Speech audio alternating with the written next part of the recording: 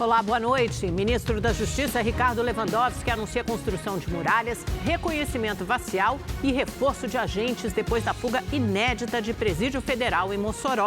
Tentativa de golpe. Polícia Federal investiga a transferência de R$800 mil feita por Jair Bolsonaro para os Estados Unidos. Defesa do ex-presidente pede afastamento de ministro Alexandre de Moraes da investigação.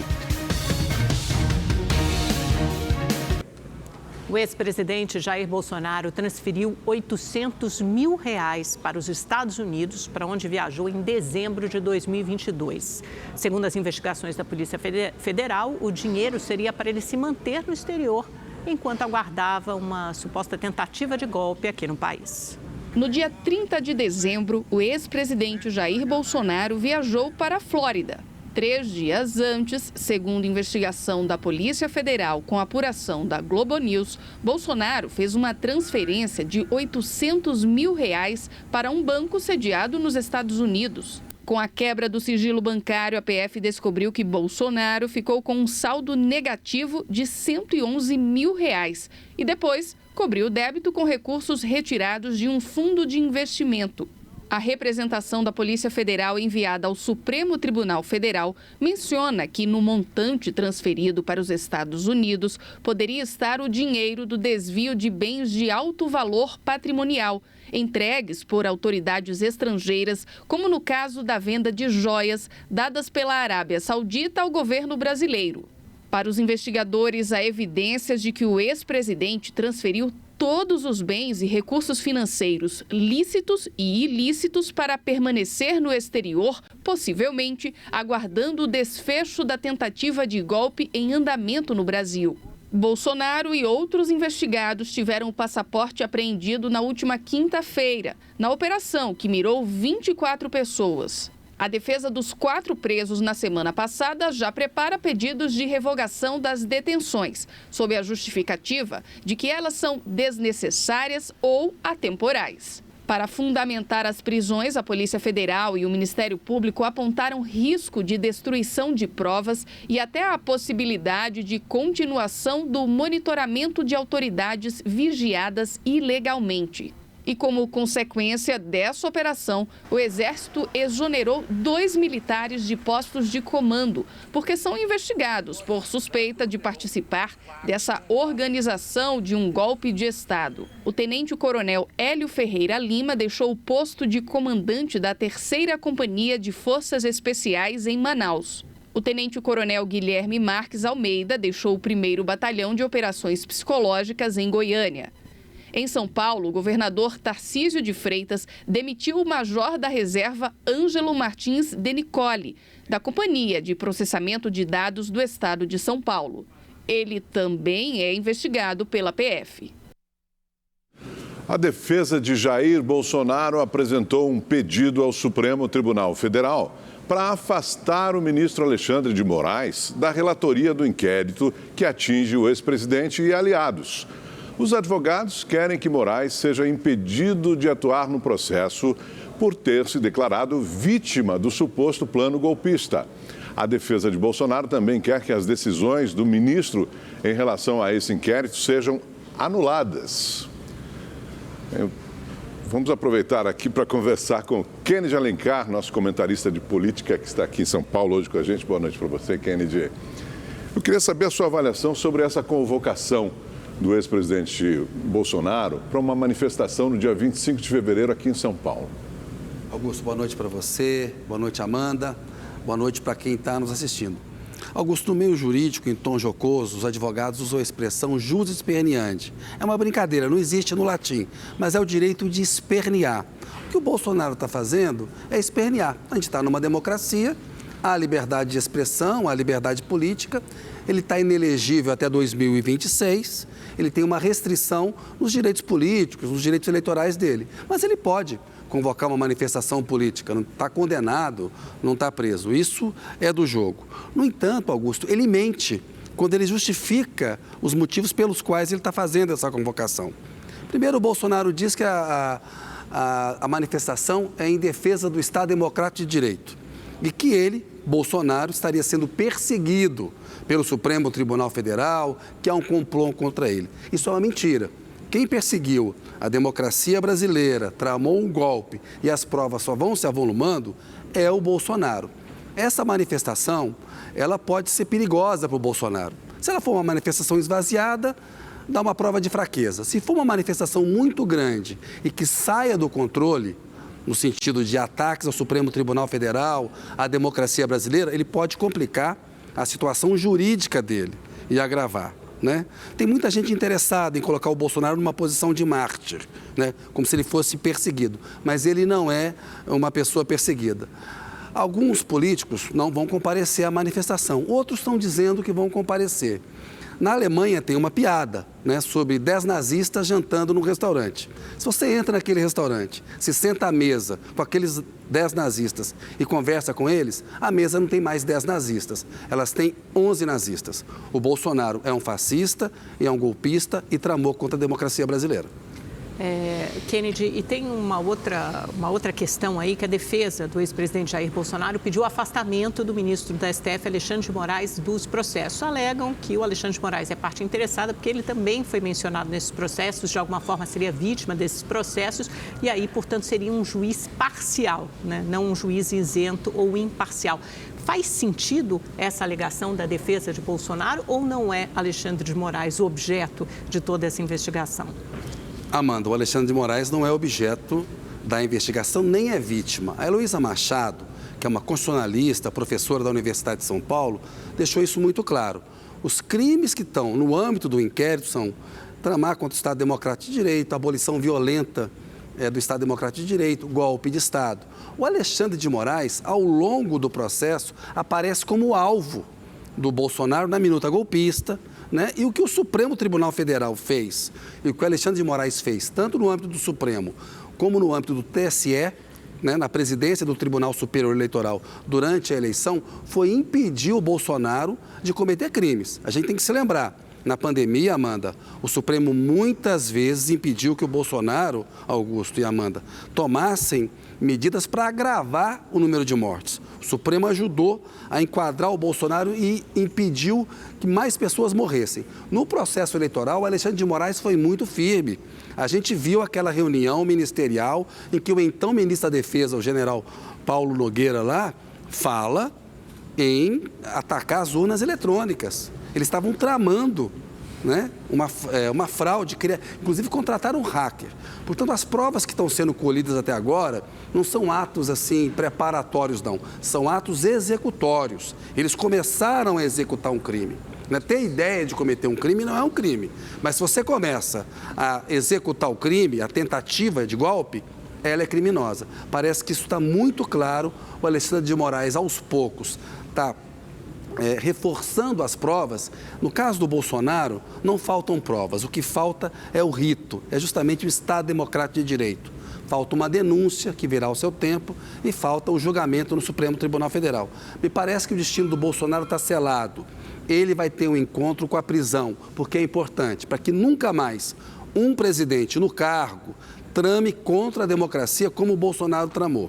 Portanto, do ponto de vista, o pedido de impedimento do Alexandre de Moraes é completamente absurdo, é abusivo. Na verdade, é uma litigância de má-fé. Isso pode complicar também a situação dele no processo. Até porque, nesse caso, quem é a vítima é a democracia, né? Quando você tem os crimes previstos lá, dos quais ele pode ser denunciado futuramente, tentativa de golpe de Estado, abolição violenta do Estado Democrático de Direito, isso é um crime contra as instituições e não contra o ministro todos nós, Amanda. Alexandre de Moraes. Se tivesse havido a ditadura que o Bolsonaro queria, a gente não estaria aqui fazendo esse comentário. Verdade. Obrigada, Kennedy. Boa noite. Boa noite. Obrigado, Kennedy. Boa noite para você. E olha, ainda sobre esse assunto. A primeira turma do Supremo Tribunal Federal formou maioria para tornar réus 7 oficiais do alto escalão da Polícia Militar do Distrito Federal. Eles são acusados de omissão nos atos golpistas do dia 8 de janeiro. Os 7 militares foram denunciados pela Procuradoria-Geral da República. Segundo as investigações, eles sabiam do risco de invasão dos prédios públicos e não agiram para evitar os ataques. Foram denunciados o comandante-geral da Polícia Militar, Fábio Augusto Vieira, o subcomandante-geral Clepter Gonçalves, os coronéis Jorge Naime, Paulo José Ferreira e Marcelo Casimiro Vasconcelos, o major Flávio Silvestre Alencar e o tenente Rafael Pereira Martins. A Procuradoria-Geral da República apresentou troca de mensagens entre os oficiais para comprovar que eles tinham informações sobre os riscos de ataque. O relator, ministro Alexandre de Moraes, disse no voto que a investigação comprova que os oficiais se omitiram propositalmente e aderiram às intenções golpistas. Os ministros Cristiano Zanin e Carmen Lúcia acompanharam o relator. Falta o voto do ministro Luiz Fux. As denúncias são analisadas pela primeira turma, formada por 4 ministros. A análise ocorre em plenário virtual, quando os votos são apresentados no sistema eletrônico sem discussão. A votação termina no dia 20 de fevereiro. A Polícia Federal encerrou as investigações do tumulto no aeroporto de Roma, na Itália, envolvendo a família do ministro do STF, Alexandre de Moraes, e uma outra família do interior de São Paulo. Os policiais concluíram que no episódio de julho do ano passado, o empresário Roberto Mantovani cometeu injúria contra o filho do ministro. Mas, como esse é um crime de menor potencial ofensivo, praticado no exterior, não vai haver indiciamento. A partir de amanhã, começa no STF o julgamento no plenário virtual do recurso da defesa do empresário. O advogado argumenta que a relatoria do inquérito não pode ficar com Alexandre de Moraes, porque ele é vítima no caso em questão. Depois da primeira fuga da história em um presídio federal, o ministro da Justiça, Ricardo Lewandowski, veio a público e anunciou medidas para reforçar a segurança das 5 penitenciárias de segurança máxima do país. Vamos a Brasília falar com a repórter Maria Ferreira, que acompanhou tudo e tem os detalhes. Oi, Maria, afinal de contas, que anúncio foi esse? Que medidas serão tomadas a partir de agora?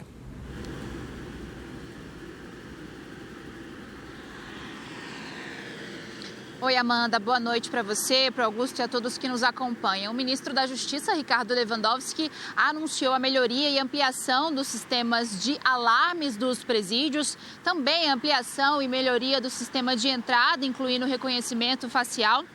Também a construção de muralhas nessas unidades e ainda a nomeação de 80 policiais penais que já foram aprovados em concurso. Lewandowski fez questão de afirmar que as penitenciárias federais são seguras e que essas medidas são apenas para reforçar ainda mais essa segurança. O ministro reafirmou que a prioridade agora é recapturar esses 2 fugitivos e para essa busca são mais de 300 agentes, além de drones e helicópteros. Eu volto com vocês. Maria, agora o que todo mundo quer saber também é como é que esses 2 fugitivos conseguiram sair assim de uma penitenciária de segurança máxima, né? O ministro falou sobre isso?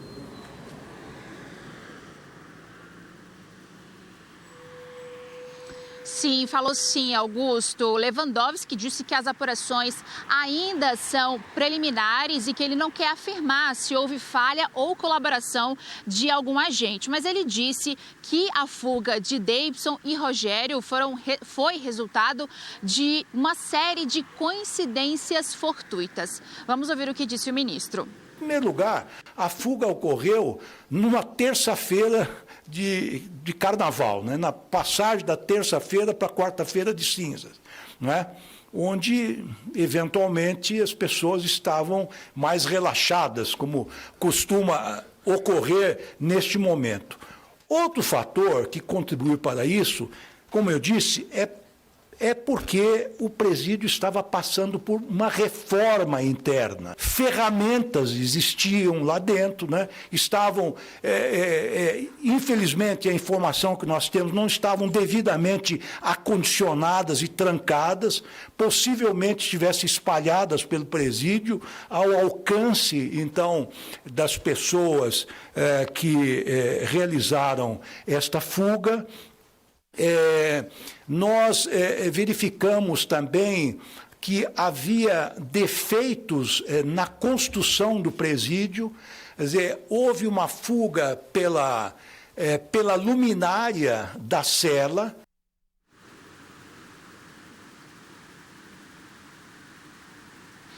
E além das medidas de segurança anunciadas pelo ministro Ricardo Lewandowski, o governo federal também suspendeu temporariamente o banho de sol na prisão, certo? O secretário nacional de Políticas Penais também determinou uma revisão imediata de todos os protocolos de segurança das penitenciárias federais. Sobre isso, nós fizemos uma reportagem. Vamos acompanhar. A polícia recebeu denúncias de que os criminosos invadiram esta casa, que fica em Rancho da Caça, uma comunidade rural a cerca de 7 quilômetros do Presídio Federal de Mossoró. Segundo o dono do imóvel, os criminosos levaram comida e peças de roupa. 3 camisas minhas. 3 camisas? 3 camisas e um tênis. Levaram tudo, levaram a feira completa. Além da operação para recapturar os fugitivos, o Ministério da Justiça afastou a direção da Penitenciária Federal de Mossoró e nomeou o policial penal Carlos Luiz Vieira Pires como diretor interino. O secretário nacional de Políticas Penais fez questão de lembrar que essa fuga é inédita. Ele determinou uma revisão imediata de todos os protocolos de segurança dos presídios federais. Para verificar eventuais problemas nas unidades, se é que eles existem, não é? E uma revisão de todos os procedimentos de segurança. Isso quer dizer que eles vão ser modificados? Não, isso quer dizer que eles vão ser revisados. Não há a possibilidade de que a gente saia daqui com alguma fragilidade ou alguma chance de um evento dessa natureza ocorrer no sistema penitenciário federal. De acordo com o secretário, os investigadores já têm conclusões, mas é preciso esperar a operação de recaptura. Uma das suspeitas é que Deibson Cabral Nascimento e Rogério da Silva Mendonça tenham fugido durante o banho de sol, já que o telhado do presídio de Mossoró está em obras. A prioridade agora é localizar os criminosos. Uma força-tarefa atua 24 horas com equipamentos de ponta para realizar as buscas. Tecnologias, os serviços de inteligência integrados, aeronaves, drones, inclusive com equipamentos que aferem a temperatura corporal, os drones com equipamentos termais. Todos os meios disponíveis estão à nossa disponibilidade para que a gente possa executar a tarefa da melhor forma possível. Os fugitivos fazem parte da organização criminosa Comando Vermelho, a mesma de Fernandinho Beiramar, que também está no presídio de Mossoró. Em princípio, não tem nenhuma relação desse custodiado com o fato em si. Nenhuma relação. Infelizmente, aconteceu em Mossoró. E não vai acontecer de novo. Rogério da Silva responde a mais de 50 processos, incluindo acusações de homicídio e roubo. Ele já foi condenado a 74 anos de prisão, somando as sentenças. Deibson Cabral é associado a mais de 30 processos, entre eles organização criminosa, tráfico de drogas e roubo. A sentença totaliza 81 anos de prisão. Deibson e Rogério já passaram pela Penitenciária Federal de Catanduvas, no Paraná, e no Acre. Eles foram transferidos para Mossoró após participarem de uma rebelião no Acre que resultou na morte de 5 detentos. Seria uma temeridade dizer que eles não são indivíduos perigosos. São, mas não são lideranças que possam impactar em ações de crimes e outros, ou impactos na criminalidade local aqui no estado. Porque, primeiro, que eles não são daqui, segundo, a gente tem mais informações relacionadas à dinâmica da fuga, que nos permite concluir que a preocupação deles única e exclusiva ainda é se evadir. Em uma portaria publicada hoje, o Ministério da Justiça suspendeu o banho de sol e visitas sociais nos 5 presídios federais do país. Também está suspensa a visita de advogados e atividades de assistência educacional, laboral e religiosa, com exceção dos atendimentos emergenciais de saúde. A decisão ainda limita o acesso a dependências das penitenciárias e autoriza diretores a tomarem outras medidas que entenderem cabíveis. Foi preso em Uberlândia Kaique Coutinho do Nascimento, conhecido como Chip. No momento da prisão, ele, que é apontado como assassino do soldado da rota Samuel Wesley Cosmo, morto em Santos, no litoral de São Paulo, confessou o crime. Kaique foi preso após a polícia receber uma denúncia de tráfico de drogas. O fugitivo estava com um colega que também foi detido. Com a dupla, a polícia encontrou R$10 mil, munições e drogas. A aeronave com Kaique pousou agora à noite em São Paulo. A expectativa é que ele seja encaminhado para Santos. A explosão de casos de dengue preocupa as autoridades. O número já é 300% maior que no mesmo período do ano passado. Nesta UPA localizada na região que concentra o maior número de casos de dengue em Belo Horizonte, pacientes esperavam por atendimento por mais de 5 horas. Tá cheio lá dentro, tá lotado, tá complicado. Tem gente que tá passando bem mais, tá passando mal e até agora não foi atendido. Com sintomas de dengue há 2 dias, Maria ainda não conseguiu consultar um médico. Fiquei de 4 horas, até 9 meses, não me atendeu, aí eu fui embora. Hoje eu passei no posto, eles mandaram vir para cá hoje. Na fila de espera, quase todos os casos eram de suspeita de dengue, zika ou chikungunya. Tontura, fraqueza, ânsia de vômito, dor de cabeça, tá precário, demorando demais. Muita demora. Minas Gerais é um dos estados que concentram o maior número de casos. Em situação de epidemia, a capital, Belo Horizonte, tem 3.101 diagnósticos positivos para dengue, crescimento de 17% em uma semana. A capital mineira ainda tem outros 15.331 casos suspeitos. O aumento no número de casos de dengue era previsto entre os meses de março e abril. A expansão aconteceu muito antes e mais rápido do que o esperado. Essa antecipação da onda possivelmente foi devido a essas ondas de calor que estimularam o criatório dos mosquitos, né? E precipitando essa onda precoce. Se a gente for fazer uma previsão, nós estamos mais ou menos 5 a 6 vezes mais do que os outros anos. Então, nos preocupa porque nós esperamos que este ano de 24 nós tenhamos uma quantidade muito alta de pacientes, de indivíduos infectados pelo vírus, no Brasil inteiro e aqui no Rio também. Neste laboratório de virologia da Universidade Federal do Rio de Janeiro, pesquisadores cultivam o vírus, têm o resultado de anticorpo, fazem o diagnóstico e decifram o código genético. O estudo é importante para saber o comportamento do vírus no ser humano e os tipos que têm circulado. Desde janeiro, o estado do Rio contabilizou mais de 39 mil casos prováveis de dengue, com 4 mortes. Cerca de 20 mil foram confirmados na capital fluminense. Para enfrentar a situação, foram instalados 10 polos de atendimentos na cidade. A população que tiver sintomas de dengue, febre, dor retroorbital, mialgia, dor no músculo, cansaço, procure um serviço de saúde para avaliação. Não esperem agravar a situação.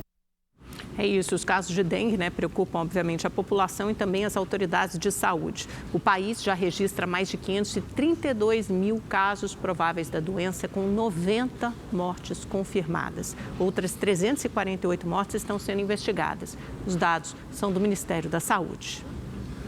Mais de 3 milhões de alunos de escolas estaduais de São Paulo voltaram às aulas hoje. E este ano tem novidade na grade curricular do ensino médio e fundamental. Dizem que o ano só começa depois do carnaval, não é mesmo? Bom, pelo menos foi assim para os mais de 3 milhões de alunos da rede estadual de ensino de São Paulo, que voltaram hoje para a sala de aula. Agora o ano começou, depois do carnaval então, a gente começa com tudo. Como eu estou no 3º ano, eu estou muito ansiosa, porque assim, é o último ano que eu vou estar na escola, né? Parece ser irreal. Muito ansiedade, assim, batendo, estourando. Nesta escola, na Zona Sul de São Paulo, o primeiro dia de aula se resumiu a reencontros e muita conversa. Afinal, este ano tem mudança na matriz curricular. Entre as novidades para alunos do ensino fundamental está a criação de uma nova disciplina, chamada Orientação de Estudos, além da ampliação das aulas de Tecnologia e Inovação e de Educação Financeira. Já os estudantes do ensino médio terão o retorno das aulas de Física, História e Geografia e também terão um tempinho maior dedicado às disciplinas de Português e Matemática. Além disso, os professores da rede estadual vão contar com o apoio da plataforma Prepara São Paulo na correção das atividades do 3º ano. Todo esse processo de correção, de apontamento das habilidades que estão sendo tratadas nas questões que são propostas nessas plataformas, tudo isso já é corrigido pelo sistema e vem pronto, para que o professor possa fazer a análise desses dados junto com seus alunos.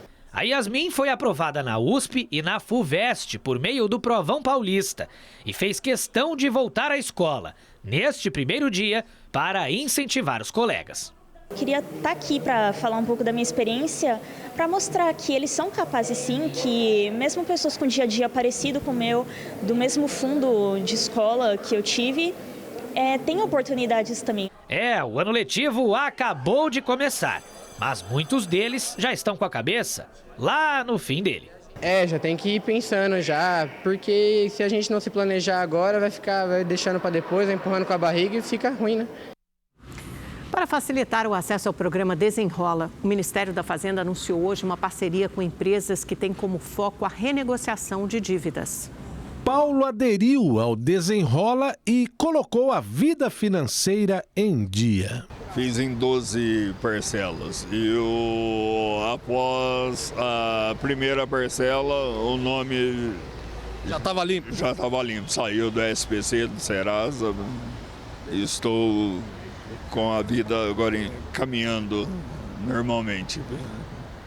E com crédito na praça, que é o mais importante, né? Mais de 11 milhões de pessoas negociaram 35 bilhões de reais em dívidas. Algumas com descontos acima de 85%. As mulheres são a maioria, 55%. O Ministério da Fazenda fez um ajuste na regulação do programa para permitir parcerias e, com isso, atrair um número maior de pessoas nessa reta final do Desenrola, que termina no dia 31 de março. A Serasa, empresa de análise de informações sobre a situação de crédito, virou parceira do Desenrola. Agora é possível acessar informações do programa, além de realizar negociações através do aplicativo ou site da empresa. Então a gente abriu essa possibilidade, para que a pessoa, o beneficiário, o usuário final, faça o login lá no aplicativo, lá no site do parceiro do Desenrola, e aí seja então direcionado para o ambiente da plataforma, sem precisar fazer um novo login. E nesse ambiente ele vai ter acesso a essas mesmas condições de renegociação. Então, pagamento que pode ser à vista, pode ser parcelado sem entrada, começar a pagar em 60 dias e com esses mesmos descontos que a gente tem até aqui. Tem alguma dívida que está muito alta, né? Aí tem um desconto bom, dá para a pessoa pagar à vista e conseguir limpar o nome, né? É muito importante. Devido ao apagão em novembro do ano passado, que atingiu mais de 2 milhões de imóveis em São Paulo, hoje a Agência Nacional de Energia Elétrica aplicou uma multa de 165 milhões de reais na distribuidora Enel. De acordo com a ANEEL, houve falha da Enel para restabelecer a energia aos consumidores após as fortes chuvas que atingiram a capital paulista. A Enel tem 10 dias para recorrer da multa.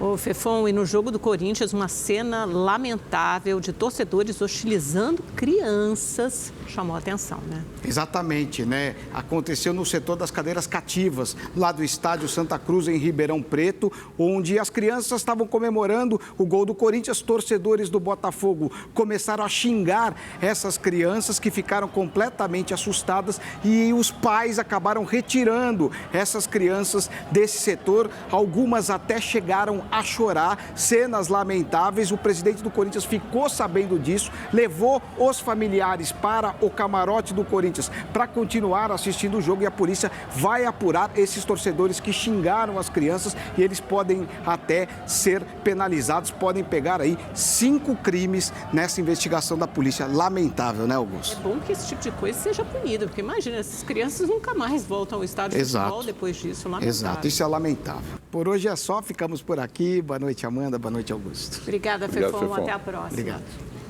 Belo Horizonte comemora o sucesso do carnaval, que além da festa, movimentou a economia da cidade e do interior.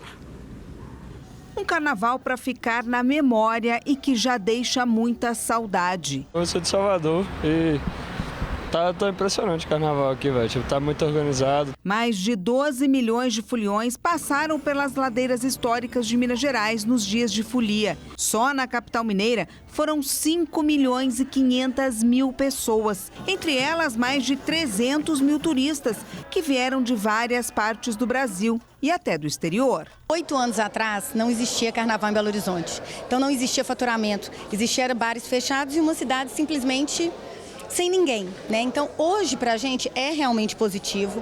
Tivemos aí um incremento de um faturamento aí em alguns bares de até 15%. Para atender o aumento da demanda, muitos bares e restaurantes precisaram contratar mão de obra extra.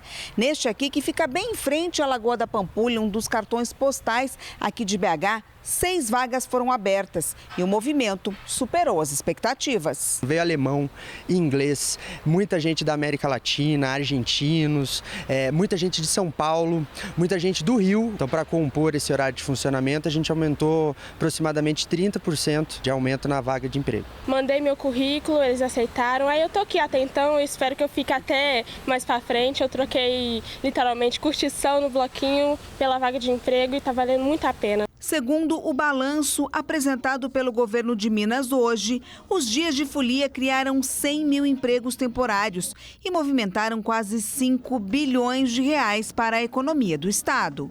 A economia chegou a 5 bilhões de reais distribuído em todo o estado de Minas Gerais. A economia da criatividade mostrando a sua força como uma indústria limpa. Uma explosão de arte na rua. O carnaval em Minas também foi mais seguro, com uma redução de 60% em média na criminalidade. As pessoas saindo para as ruas, as bandas, os blocos, as escolas de samba, os grupos caricatos e uma diversidade imensa de grandes expressões. Vi a polícia atuando muito, que é uma coisa boa. O melhor carnaval do Brasil, organização muito top, melhorou o que já era bom, então com certeza a tendência é ficar cada vez melhor.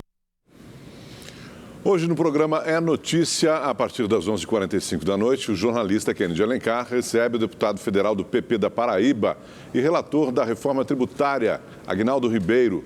Durante a entrevista, Ribeiro descreveu a sensação de dever cumprido ao aprovar a reforma. É de vencer, né, o gigante da incredulidade durante todo esse tempo, né? A gente passou aí, como você disse, desde a Constituinte de 88, se tenta, na própria Constituinte se tentou ter uma reforma tributária, não se conseguiu. Depois sempre esteve na pauta do Parlamento brasileiro. E assim, a sensação de termos aprovado uma emenda constitucional, para nós foi primeiro a sensação de missão. Eu acho que eu assumi assim, como um missionário mesmo, nós temos que cumprir essa missão de uma reforma tributária. E por quê?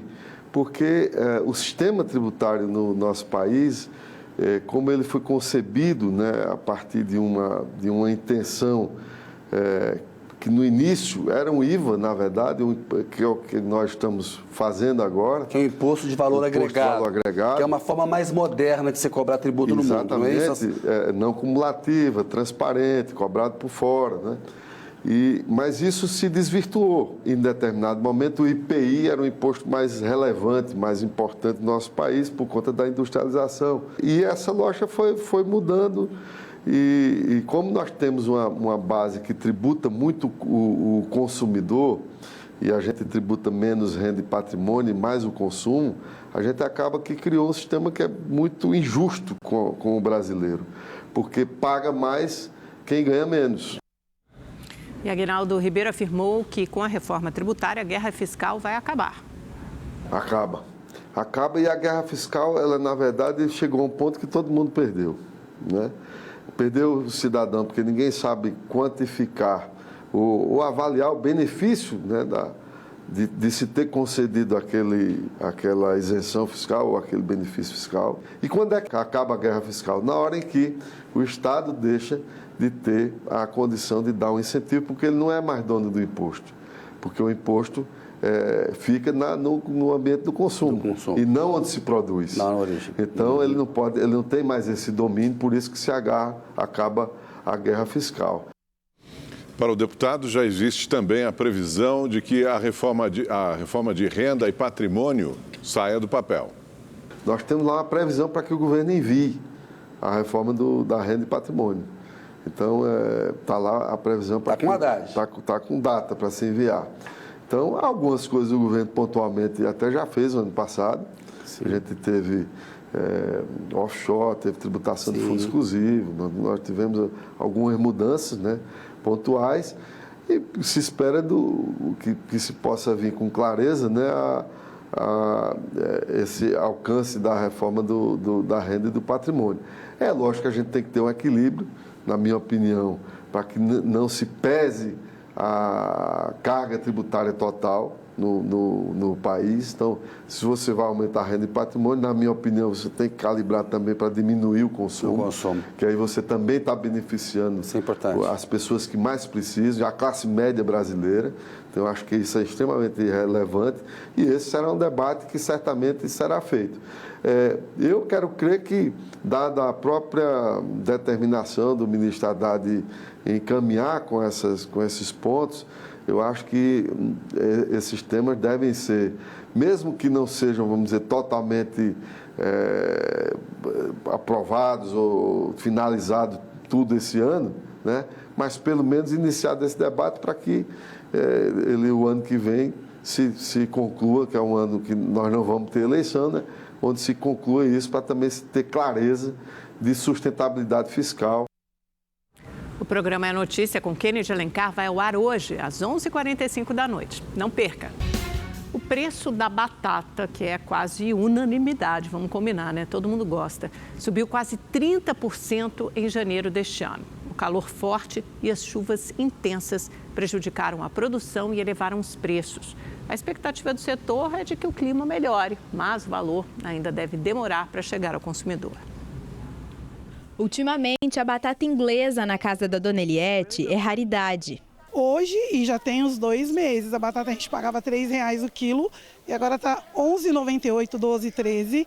Não melhorou nada na qualidade, é só no valor mesmo. E eu estou substituindo. Vou colocar abobrinha, que ainda está barato, ainda dá para comer. E a Dona Eliette tem razão. A batata aumentou quase 30% em janeiro, segundo dados do IPCA. Infelizmente, em algumas regiões você teve chuva e calor ao mesmo tempo. E, resumidamente, né, diante dessa situação, nós podemos dizer que o que estava fora da terra cozinhou e o que estava debaixo da terra apodreceu. Por isso, os preços explodiram. Estamos em uma feira em Osasco, na Grande São Paulo. Nessa barraca aqui, o valor do quilo da batata inglesa aumentou cerca de R$3 só em janeiro. O preço sobe e a venda cai. Para tentar atrair os clientes, o jeito é apostar na promoção. Os pacotinhos de 4, 3 por 10, meninas. Essa é a promoção que a gente tem. Bacia também, promoção de R$8 o quilo. A expectativa é que com o fim do El Niño, os preços voltem a cair. Em função já de uma temperatura mais amena, de uma distribuição de chuva melhor, né, nós vamos ter sim, vai cair o preço, mas não é imediato. E no Ceará, comerciantes e moradores tentam recuperar o prejuízo provocado pelas fortes chuvas dos últimos dias. Ruas completamente alagadas e casas cheias de água. Em uma delas, as crianças tentavam escapar da inundação. A chuva do último fim de semana deixou semáforos desligados e provocou um caos no trânsito. O transporte público foi interrompido e passageiros tiveram que abandonar os ônibus que ficaram presos nos alagamentos. O comércio ainda contabiliza o prejuízo. Nem os shoppings escaparam. Neste, o teto cedeu. A gente tem prejuízos em estabelecimentos comerciais de todos os segmentos, farmácias, supermercados, material de construção, que é o meu caso, confecções, tecidos, papelaria, que tem o período de volta às aulas também, então o setor ficou prejudicado. A gente tem realmente um período, está tendo agora, vivendo um momento de fazer a limpeza nos estoques avariados das lojas. A capital cearense registrou mais de 100 ocorrências em apenas 2 dias. Depois que a chuva abriu essa cratera, 10 famílias tiveram que deixar as casas por causa de rachaduras nas paredes. A chuva que caiu em Fortaleza no fim de semana de carnaval foi a mais forte dos últimos 20 anos. Segundo a Defesa Civil, foi registrada uma precipitação de água de 215 milímetros em apenas 24 horas. O bairro Aerolândia foi um dos mais afetados. Só escapou de um prejuízo maior quem tem os móveis no piso superior da casa. É o caso do pastor Nonato, que precisou mudar para o andar de cima para se livrar do problema recorrente. Perdi tudo. Então eu tomei essa decisão, de fazer uma casa em cima para mim realmente proteger eu e a minha família das enchentes, Porque todo período de inverno essas enchentes acontecem. O barbeiro Carlos é morador do mesmo bairro e convive com esse problema desde a infância. Tem como funcionar desse jeito. Tudo se perde aqui. Perde cliente, perde tudo. Não tem como ninguém entrar, não tem venda, comércio parado. E aqui a gente precisa das autoridades para poder ajudar a gente. Até agora, enquanto eles não fizerem nada, vai ser problema ano após ano. Em nota, a Defesa Civil de Fortaleza informou que todas as famílias afetadas estão sendo removidas para locais seguros e que não há registro de vítimas graves por causa das chuvas na capital. Os agentes vão trabalhar 24 horas por dia para atender às demandas da população. Vamos conversar com o nosso Igor Silveira para saber como fica o tempo em todo o país. Igor, a gente viu que houve mudança, a temperatura caiu e choveu bastante. Continua assim nos próximos dias? Vamos lá, boa noite Amanda, boa noite Augusto, boa noite para você que está em casa. Olha, amanhã o sol até aparece pela manhã em algumas regiões, mas à tarde não tem jeito. Tem previsão de chuva em praticamente todo o Brasil, como a gente vê aqui no mapa.